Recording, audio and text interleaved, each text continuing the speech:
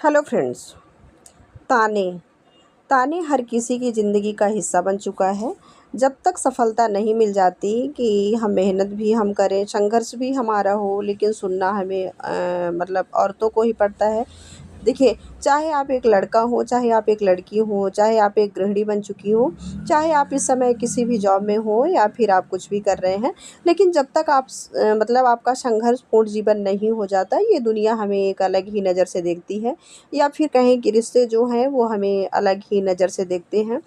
तो जब हमें सफलता मिल जाती है तो इनका जो नज़रिया है वो अलग हो जाता है, लेकिन जब तक सफलता नहीं मिलती हम उनकी नज़र में नालायक होते हैं, या फिर मैं कहूँ कि इस लेवल पर होते हैं कि क्या ही करती है, तुम लोग पढ़ते तो हो नहीं, तुम्हारा सिलेक्शन हो नहीं रहा है, तुमसे तैयारी नहीं हो रही है, तुम केवल दिखावा करते हो।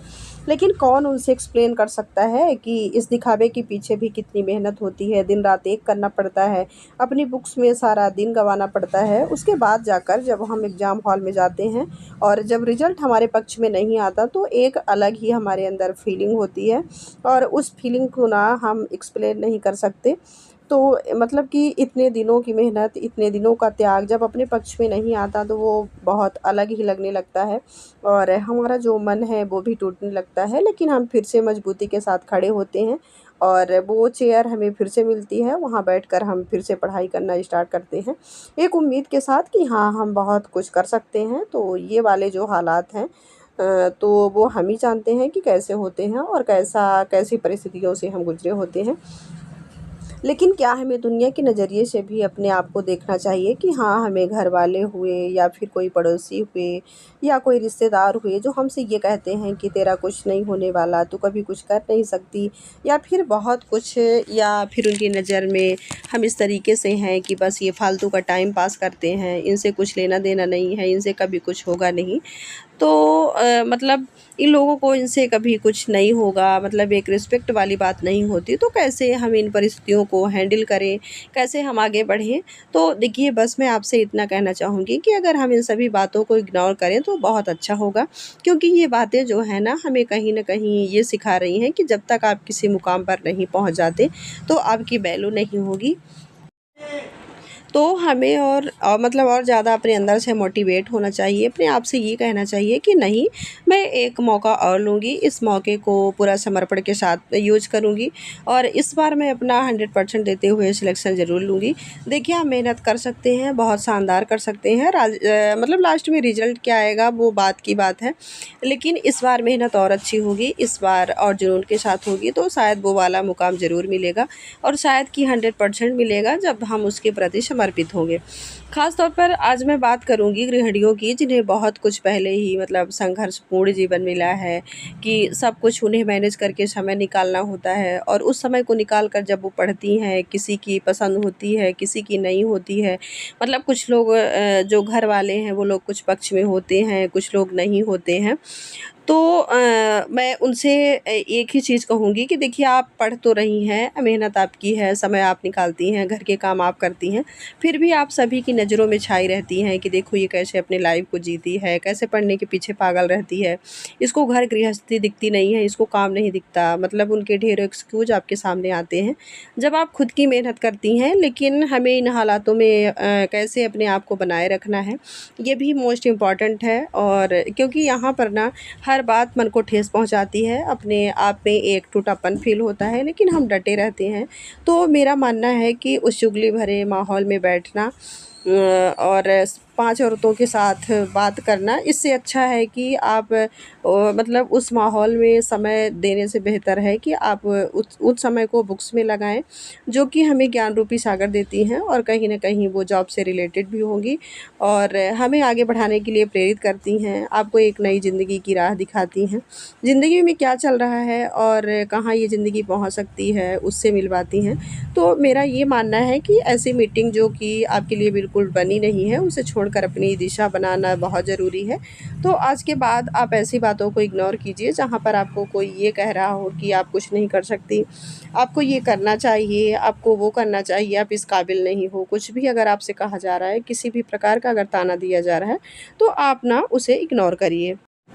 अपने मन में ये ठान लीजिए कि आज नहीं तो कल मैं किसी न किसी मुकाम पे ज़रूर पहुंचूंगी, अपनी लाइफ को सक्षम ज़रूर बनाऊंगी, क्योंकि ये जो रास्ता आपने चुना है ये आपको एक ना एक दिन एक मंजिल पर पहुंचा देगा। और ये जो ज्ञान है आपको पूरी तरह मंजिल देकर जाएगा, चाहे वो मंजिल किसी भी प्रकार से सामने आए। ठीक है, तो अपने आप को पूरी तरह से परेशान करना और अपने समय को कहीं बर्बाद करना, उससे बेहतर मुझे ये लगता है कि आप जो हैं कुछ नया सीखें, कुछ नया करें और अपने आप को समय ज़रूर दें।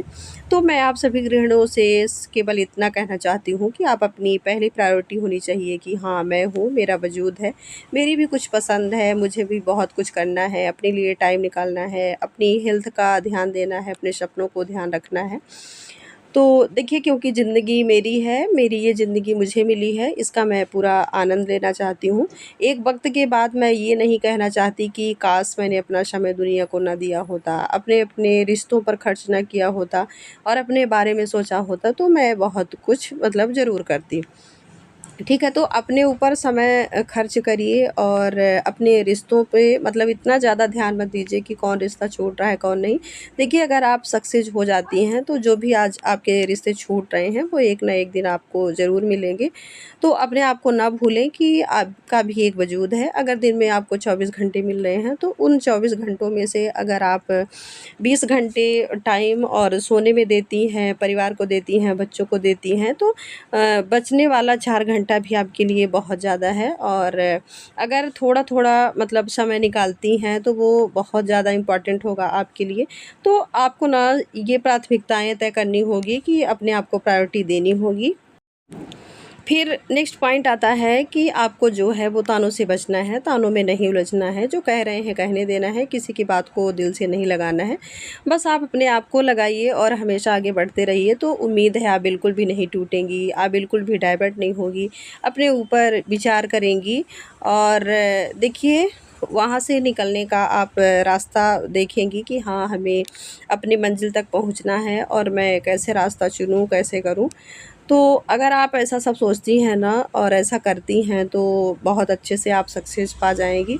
देखिए, हर चीज़ ना एकाएक नहीं होता है, लेकिन छोटी-छोटी बातों पे ध्यान देने से कुछ दिनों में आपको ये समझ में आएगा कि आप क्या कर सकती हैं, कहाँ समय बचा सकती हैं और कैसे आगे बढ़ सकती हैं। ठीक है? तो देखिए, पढ़कर हम आगे बढ़ सकते हैं, अपनी लाइफ को बदल सकते हैं और सब कुछ अच्छा हो सकता है। तो अपने आप को प्रूव करके दिखाना है बिना किसी बहस के और एक प्यारी सी स्माइल के साथ।